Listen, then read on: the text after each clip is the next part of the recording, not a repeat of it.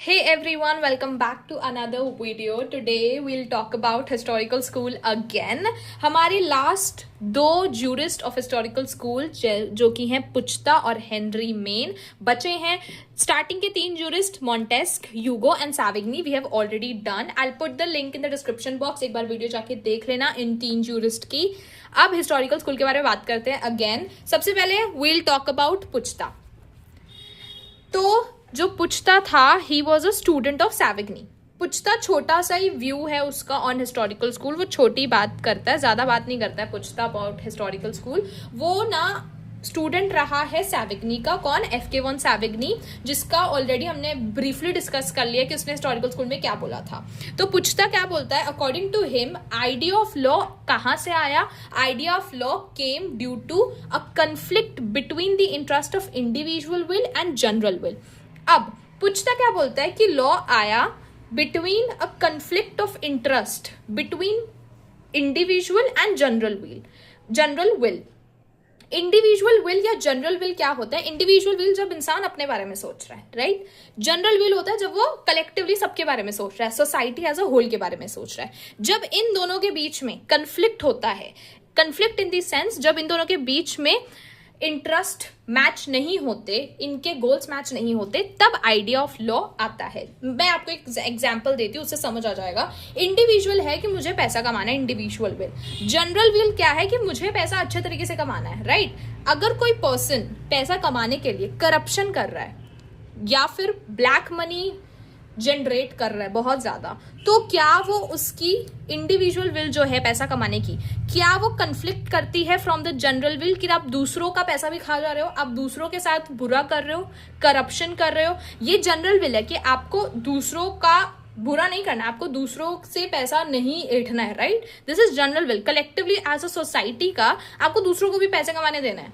तो ये जो इंडिविजुअल विल है आपकी, ये जनरल विल से जब कन्फ्लिक्ट खाती है तब लॉ क्रिएट होता है, लॉ पिक्चर में आता है. अब आता है लॉ. लॉ क्या बोलता है कि corruption is not good, corruption is wrong. Legalise नहीं है करप्शन. लॉ पनिश करता है उन लोगों को जब करप्शन करते हैं. तो यहाँ पे लॉ आता है. कब आया लॉ? जब आपकी इंडिविजुअल विल, जो आपकी पर्सनल चाह दूसरों की विल से कन्फ्लिक्ट खा रही हो. ये पुचता समझाने की कोशिश कर रहा है हमें. Where conflict is there, अब जहां पे conflict आता है between personal interest of people, to resolve that conflict, उस conflict को resolve करने के लिए, उस conflict को ध्यान से सॉल्व करने के लिए लॉ आता है. Law is brought and a workable system is developed. Workable system मतलब ऐसा सिस्टम डेवलप किया जाता है जो कि दोनों विल्स को और दोनों इंटरेस्ट को ध्यान में रख के बैलेंस करे. And therefore personal interest are limited a little. आपके पर्सनल इंटरेस्ट, आपकी पर्सनल चाह की कोई भी आपकी गोल्स हो, कोई भी आपके पर्पसेस हो, उसको आपको थोड़ा लिमिट करना पड़ेगा. क्यों? क्योंकि अब लॉ आ गया है और लॉ सबके लिए समान होता है, सबके लिए इक्वल होता है. लॉ सबको सेम ही देना चाहता है. तो इसलिए आपकी पर्सनल इंटरेस्ट, PI मतलब पर्सनल इंटरेस्ट जो है, उसको आपको थोड़ा लिमिट करना पड़ेगा. क्योंकि ना law is brought to resolve the conflict between two wills. Will मतलब यहाँ पे चाह की बात हो रही है. विल मतलब वसीहत नहीं, जो दादा परदादा देख के जाते हैं, नहीं वो नहीं. विल मतलब चाह, या फिर आपकी गोल्स क्या हैं, आपके पर्पसेस क्या हैं, दैट, या आपकी विश क्या है, that is will. Now let's move forward to sir Henry Maine. Sir Henry Maine हमारे लास्ट जूरिस्ट है of historical school. And sir Henry Maine ने काफी कंट्रीब्यूट किया है तो historical school. So let's see what does it says. सबसे पहले इनकी अर्ली लाइफ देखें तो सर हेनरी मेन 1822 में ही वाज बोर्न. इन्होंने अपनी एजुकेशन पेम्ब्रोक कॉलेज कैम्ब्रिज से कंप्लीट की थी. उसके बाद इन्होंने लॉ पढ़ाया at Trinity Hall. He became a tutor of law at Trinity Hall. And इनके दो वर्क्स भी हैं. उनका नाम है Ancient Law and Village Community. मैंने यहाँ पे हाईलाइट किए गए हैं. तो एंशिएंट लॉ और Village Communities are two works of Henry Maine. तो सर हेनरी मेन का mainly early life this is done. अब कॉन्ट्रीब्यूशन देखते हैं. यहाँ पे HM मैंने लिखा हुआ है हेनरी मेन. 3 कॉन्ट्रीब्यूशन मैंने डिवाइड कर दिए. कॉन्ट्रीब्यूशन 3 एस्पेक्ट्स में. पहला एस्पेक्ट है law develops in 4 stages. Law की डेवलपमेंट 4 स्टेजेस में होती है. क्योंकि हम यहाँ पे लॉ की बात क्यों कर रहे हैं, हम लॉ के डेवलपमेंट की बात क्यों कर रहे हैं? क्योंकि हिस्टोरिकल स्कूल है. हिस्टोरिकल स्कूल है, मैंने आपको बताया था कि हिस्टोरिकल स्कूल हिस्ट्री से बहुत कंसर्न्ड होती है. लॉ कैसे डेवलप हुआ, लॉ कैसे हिस्टोरिकली फॉलो किया जाता था, कैसे बना, उससे बहुत कंसर्न रहती है. और ये हिस्टोरिकल स्कूल में है जूरिस्ट, तो ये तो बात करेंगे ही कि लॉ की डेवलपमेंट कैसे हुई. दूसरा वो बताते हैं कि 3 एजेंट क्या हैं लीगल डेवलपमेंट के, किन 3 एजेंट से लीगली लॉ डेवलप होता है. या लीगल डेवलपमेंट होती है। And lastly he talks about when society moves from status to contract, a progressive society is formed. बहुत ही इंपॉर्टेंट स्टेटमेंट, बहुत ही अच्छी स्टेटमेंट, इसको भी हम डीप में पढ़ेंगे अबाउट हेनरी मेन। सबसे पहले बात करते हैं लीगल डेवलपमेंट की। सबसे पहली चीज जो हेनरी मेन ने बताई कि law develops in 4 stages, 4 stages में लॉ डेवलप होता है।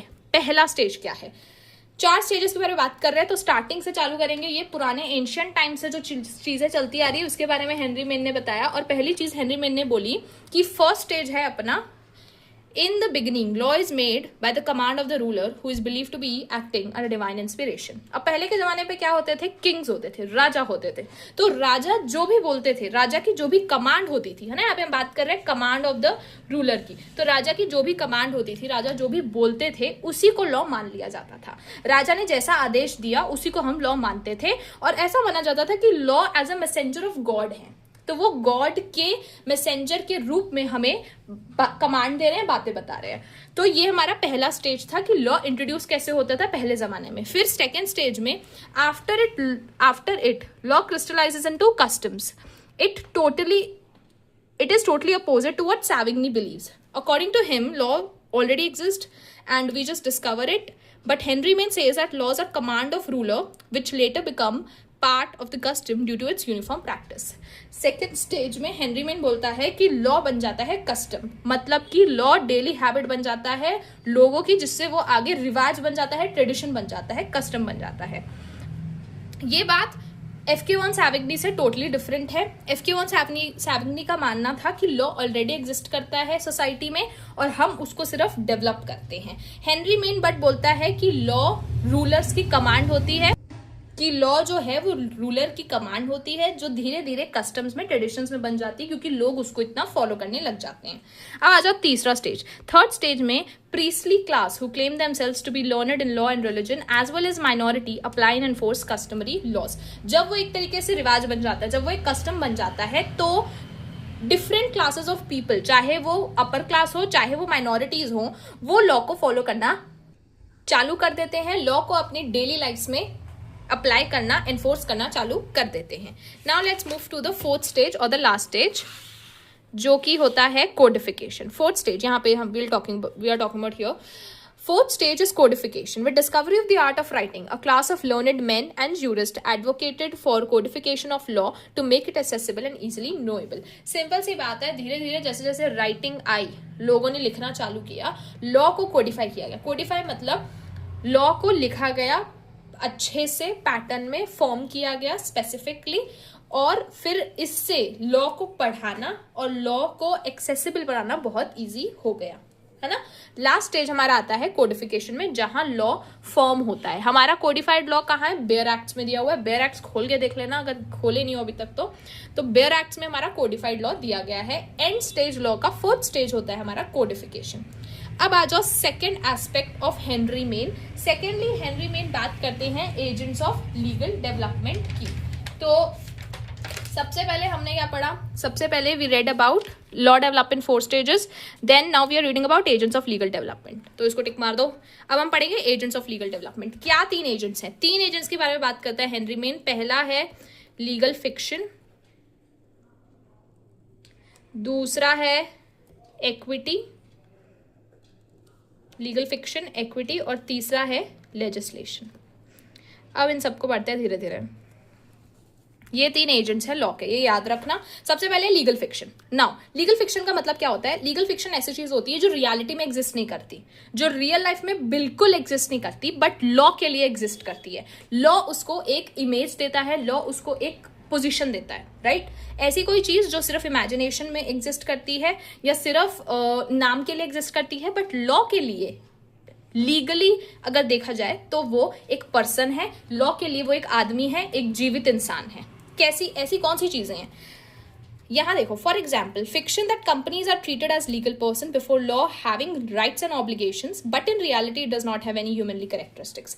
जो कंपनी होती है, जो इतने सारे लोग कंपनी बनाते हैं, जो बड़ी बड़ी कंपनीज होती है, वो क्या होती है, लॉ के लिए एक पर्सन होती है, लॉ उसको पर्सन की तरह ट्रीट करता है। बट क्या कंपनी नाम का कोई एक्चुअल में जीवित इंसान घूम रहा है, नहीं, राइट। वो सिर्फ कंपनीज है, जितनी भी बड़ी बड़ी कंपनीज है, टाटा कंपनी हो गए या तो फिर जितनी भी ऑटोमोबाइल कंपनीज हो गई, रिलायंस हो गई, ये कंपनीज को लॉ एक इंसान की तरह ट्रीट करता है। इंसान की तरह ही इस कंपनी के पास राइट्स होते हैं, ऑब्लिगेशंस होते हैं। लॉ के नजरों में ये एक इंसान है। बट क्या रियल लाइफ में कंपनी रिलायंस नाम का कोई इंसान है? नहीं। तो यही लीगल फिक्शन होता है, क्योंकि इन कंपनीज की जो वर्किंग है वो इंसानों के साथ है, क्योंकि इस कंपनी को चलाते इंसान है, जीवित इंसान चलाते हैं कंपनी को, है ना। डायरेक्टर होता है, सीईओ होता है कंपनी का। तो लॉ इस कंपनी को जीवित इंसान की तरह ही ट्रीट करता है, और जबकि रियलिटी में कंपनी का कोई ऐसे लिविंग कैरेक्टरिस्टिक नहीं होता है, वो कोई रियल पर्सन नहीं है, बट लॉ कंपनी को एज रियल पर्सन ही ट्रीट करता है। एक और फॉर एग्जाम्पल एक और चीज है, जैसे कि भगवान की मूर्तियां, जो मंदिरों में भगवान की मूर्तियां होती है, भगवान की मूर्तियां रियल लाइफ में एज अ पर्सन नहीं है, वो पर्सन नहीं है, वो एक जीवित इंसान नहीं है, वो सिर्फ एक मूर्ति है। पर जो लॉ है वो उन मूर्तियों को एज अ इंसान, as a person, legal person मानता है, जबकि एक्चुअल में वो मूर्तियां हैं, पर लॉ उसको एज अ लीगल पर्सन मानता है। That is also legal fiction. तो लीगल फिक्शन क्या करता है? वो हेल्प करता है लॉ को फ्लेक्सिबल बनाने में, लॉ को मोर इजी बनाने में। Now let's move forward to equity. Equity जो है उसका मतलब होता है इक्वालिटी। अब लॉ जो है दो तरीके से अप्लाई हो सकते हैं। लॉ को या तो आप एकदम स्ट्रिक्टली अप्लाई करो कि वो सबके लिए सेम हो, या तो आप इक्विटी और इक्वालिटी से अप्लाई करो, मतलब सर्कमस्टेंसेस और लोगों के ऊपर वो अलग अलग तरीके से अप्लाई हो। जैसे कि एक लॉ जो आप एकदम स्ट्रिक्टली अप्लाई कर रहे हो, वो हर सिचुएशन में, चाहे कोई भी सिचुएशन, चाहे कोई भी क्राइम हो, वो लॉ सेम अप्लाई होगा। जो इक्विटी वाला लॉ होता है, जो इक्वालिटी वाला लॉ होता है, वो सिचुएशन के हिसाब से और पर्सन के हिसाब से और क्राइम के हिसाब से चेंज होता है। तो इक्विटी जो इंट्रोड्यूस हुआ, ये कंसेप्ट सबसे पहले इंग्लैंड में इंट्रोड्यूस हुआ था। वहां पे जो कॉमन लॉ था इंडिया का, सॉरी इंग्लैंड का, जो वहां लॉ चल रहा था, वो इंग्लैंड का जो ये लॉ था, this was very strict, this was very uniform. अब आप एक ही लॉ, एक ही रूल आप हर जगह अप्लाई नहीं कर सकते। ये पॉसिबल ही नहीं है कि हर एक रूल को हम, अगर कोई पनिशमेंट, अगर मर्डर की 10 साल की पनिशमेंट दी गई है, तो क्या हम हर मर्डर केस में 10 साल की पनिशमेंट दे सकते हैं? नहीं, ऐसा पॉसिबल ही नहीं है, बिकॉज हर केस में सर्कमस्टेंसेस अलग होते हैं, सिचुएशन अलग होती है, और मर्डर करने के कॉजेस, फैक्टर्स अलग होते हैं। तो हम ये सेम रूल हर जगह अप्लाई नहीं कर सकते। इसलिए इक्विटी के प्रिंसिपल्स, ये जो 3 प्रिंसिपल दिए ना, जस्टिस, इक्विटी और गुड कंसाइंस, ये 3 प्रिंसिपल्स डेवलप हुए इंग्लैंड में सबसे पहले, क्योंकि वहां का जो लॉ था ना, वो लोगों के लिए बहुत स्ट्रिक्ट हो गया था। वो हर सिचुएशन में एक ही लॉ अप्लाई किए जा रहे थे। तो इससे ना काफी लोगों को इनजस्टिस होता था, एंड बहुत लोगों को एक्चुअल में हेल्प प्रोवाइड नहीं हो पा रही थी। तो उस टाइम पे किंग ने जस्टिस एडमिनिस्टर करने के लिए चांसलर को अपॉइंट किया, और ये चांसलर 3 प्रिंसिपल्स के ऊपर, जस्टिस, इक्विटी और गुड कंसाइंस के ऊपर जो है लोगों को जस्टिस दिलाता था। क्योंकि आप एक रूल, एक लॉ हर जगह अप्लाई नहीं कर सकते, सिचुएशंस अलग होती है और लॉ को फ्लेक्सिबल बनना पड़ता है। तो ये इसकी इक्विटी की प्रिंसिपल की वजह से लॉ में डेवलपमेंट्स हुई। कैसे डेवलपमेंट हुई? क्योंकि लॉ हर जगह सेम अप्लाई नहीं हो सकता, तो लॉ को बदला गया और इन प्रिंसिपल्स के ऊपर लॉ को अप्लाई किया गया। तीसरा हमारा एजेंट है लीगल डेवलपमेंट का, लेजिस्लेशन। लेजिस्लेशन मतलब ही लॉ होता है। लॉ का मतलब ही, जब लॉ कोडिफाई कर दिया जाता है तो वो बन जाता है लेजिस्लेशन। हमारे में लेजिस्लेशन कौन बनाता है? पार्लियामेंट बनाती है। इंडिया में कौन लॉ क्रिएट करता है? पार्लियामेंट करती है, लेजिस्लेचर करता है। पार्लियामेंट के पास बहुत बड़ी पावर है, बहुत इफेक्टिव मेथड है लॉ बनाने का, लॉ को चेंज करने का, लॉ को डेवलप करने का। अमेंडमेंट कौन लाता है लॉ में? पार्लियामेंट लाती है। अमेंडमेंट के थ्रू लॉ डेवलप होता है। तो लेजिस्लेशन भी जो है वो हमारा एजेंट है एक लीगल डेवलपमेंट का।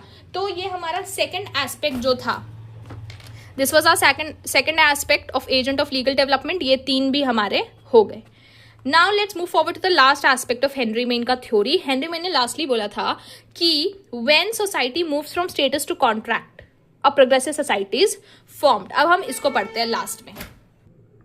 हेनरी मेन क्या बोलता है कि when society moves from status to contract, a progressive society is formed. अब स्टेटस का मतलब यहाँ पे सोशल स्टेटस की बात हो रही है। सोशली आपका क्या स्टेटस है? हाई, मिडल, लो स्टेटस। कॉन्ट्रैक्ट का मतलब होता है वो चीज जो आप म्यूचुअली फॉर्म करते हो, दो पार्टी आके। कॉन्ट्रैक्ट लॉ तो पढ़ा ही होगा। कॉन्ट्रैक्ट लॉ में 2 पार्टीज आके कुछ टर्म्स एंड कंडीशंस के ऊपर फ्री कंसेंट से एक दूसरे के साथ कॉन्ट्रैक्ट करती है, बाइंड करती है एक दूसरे को to perform the conditions of the contract. तो ये समझ आएगा कि स्टेटस का मतलब और कॉन्ट्रैक्ट का मतलब क्या होता है। अब मेन क्या बोलना चाह रहा है, वो बोल रहा है कि जब सोसाइटी सोशल स्टेटस से हट के, स्टेटस को साइड में रख के एक कॉन्ट्रैक्चुअल रिलेशंस में आती है, तब सोसाइटी प्रोग्रेस करती है। अब इसने ये एक एग्जाम्पल से हमें समझाया है। What he wants to say, he has explained it with an example. Main discuss one more principle in which he says that when society moves from status to contract, a progressive society is formed. अब example क्या दिया इसने? When a child is born into a family, the status of the child is connected with the status of the family. He has to behave in a certain way in society, and he does not have complete freedom and have to act according to the status of the family. अब जब कोई भी बच्चा एक social status में पैदा होता है, एक पर्टिकुलर फैमिली में पैदा होता है, तो उसको उस फैमिली का स्टेटस मेंटेन करके रखना पड़ता है। उसका जो कनेक्शन है वो ऑटोमेटिकली जनरेशनल स्टेटस से कनेक्ट हो जाता है। अगर आप किसी रेप्यूटेड परिवार में पैदा हुए हो तो आपको उस परिवार का स्टेटस, उस परिवार की रेप्यूटेशन का ध्यान रखते हुए ही एक्ट करना पड़ता है। ये आपने बहुत मूवीज में देखा होगा कि तुम हमारे परिवार का नाम रोशन करोगे, ऐसे टाइप का लोग बोलते हैं, या तुमने हमारे परिवार का नाम मिट्टी में मिला दिया, ऐसे टाइप की जो चीजें डायलॉग्स बोलते हैं मूवी में, दैट इज वेरी ट्रू। क्योंकि आपको अपने फैमिली से रिलेटेड जब आप अपनी फैमिली से रिलेटेड हो तो आपको आपकी फैमिली की रेप्यूटेशन, आपकी फैमिली का स्टेटस मेंटेन करके रखना पड़ता है। तो ये हमारा सोशल स्टेटस है ही, ये इससे आप बच नहीं सकते जब आप किसी पर्टिकुलर एनवायरमेंट में पैदा हो चुके हो। पर when he moves out of his status, यहाँ पे लिखा है when he moves out of his status and moves somewhere else, he migrates and choose employment according to his will. अब जब वो बच्चा जो किसी पर्टिकुलर फैमिली में पैदा हुआ है, जब वो बाहर जाता है, अपनी फैमिली से दूर जाता है, माइग्रेट करता है, दूसरी जगह जॉब पे जाता है, and he basically becomes independent, right. जब आप अपनी फैमिली के एनवायरमेंट से बाहर निकलते हो 18 ईयर्स के बाद, या जब आप कॉलेज जाते हो, आप जॉब करने जाते हो, तो वहाँ पे आपका रिलेशन सामने वाले से या आपकी जॉब से, आपके बॉस से, आपके एम्प्लॉयर से क्या रिलेशन रहता है आपका एक कॉन्ट्रैक्चुअल रिलेशन बन जाता है। आप एक कॉन्ट्रैक्ट के अंदर काम करते हो, आप एक, चाहे आप उसको सोशल कॉन्ट्रैक्ट बोलो, चाहे आप उसको जॉब वाला कॉन्ट्रैक्ट बोलो, but there is a contract, चाहे वो इम्प्लाइड हो चाहे एक्सप्रेस हो। आपको समझ आ रहा है ना इम्प्लाइड एक्सप्रेस का मतलब क्या होता है? इम्प्लाइड मतलब जब वो सामने वाले को पता हो कि कोई कॉन्ट्रैक्ट है, इम्प्लाइड मतलब जहां आप दोनों को नहीं पता है कोई कोई कॉन्ट्रैक्ट चल रहा है, एक्सप्रेस मतलब जहां आप दोनों को पता है कि there is a contract between us. तो चाहे वो इम्प्लाइड हो, चाहे वो एक्सप्रेस हो, चाहे सोशल कॉन्ट्रैक्ट हो, चाहे नॉर्मल वाला कॉन्ट्रैक्ट हो, but you are in a contractual relationship with the world, you are in a contractual relationship with others, with the people around you. तो जहां पे आपका जो रिलेशन है with the world, it changes from your status position, your social position, जहां पे आपका contractual relation बन जाता है, आपका जो सोशल पोजीशन है जहां पे वो हट के, आपका सोशल स्टेटस हट के आपका एक कॉन्ट्रैक्चुअल रिलेशन बन जाता है with the world, then that's how a society develops according to Henry Maine. Henry Maine यही बोलते हैं, सिंपल सी चीज, उन्होंने यही एग्जाम्पल देकर समझाया कि जहां सोशल स्टेटस से हट के, जहां आप अपना स्टेटस को इतना ऊपर ना मान के, बेसिकली एक हम्बल बैकग्राउंड, मतलब आप एक हम्बल एनवायरनमेंट में आते हो, एक कॉन्ट्रैक्चुअल एनवायरनमेंट में आते हो, तब आपकी प्रोग्रेस होना निश्चित है, तब सोसाइटी डेवलप होती है अच्छे तरीके से। Next, then he formed formal contractual relations like that of an employer-employee. So when this movement takes place from status to contract, a progressive society is formed. इसने एक और अगर आप एग्जाम्पल देखो तो इंडियन लॉ में जो चेंज आया है आफ्टर ब्रिटिशर्स ने हमको 1947 में छोड़ के तो हमको चले गए थे वो। उसके बाद इंडिया में कॉन्स्टिट्यूशन आया, इंडिया में बहुत सारे लॉज आए। क्या ये लॉ सबके लिए इक्वल है? क्या ये लॉ सोशल स्टेटस से इन्फ्लुएंस्ड है? नहीं, ये लॉ सबके लिए इक्वल होते हैं। हम ये नहीं देखते कि कौन अमीर है, कौन ऊंची कास्ट का है, कौन अपर कास्ट है, लोअर कास्ट है। We don't see who is rich, who is poor. हम काफ़ी चीज़ें को हटा के, कॉन्स्टिट्यूशन इक्वालिटी में मानता है, article 14 gives you the right to equality. तो ये जो लॉ आए, पहले इंडिया में बहुत ज़्यादा कास्टिज्म था, बहुत रिजिडिटी थी, ऑन रिलीजियस सिस्टम भी बहुत था, बहुत कास्ट सिस्टम था, बहुत रेसिज्म था। इसको हटाने के लिए काफ़ी लॉज आए। सबसे पहला तो कॉन्स्टिट्यूशन आया, राइट। तो ये जो सोशल स्टेटस से हमारा मूव हुआ टू कॉन्ट्रैक्ट, यहाँ पे लिखा हुआ है the change in Indian law after British colonial rule and independence of country in 1947 amply shows that there has been a movement of Indian society from status to contract.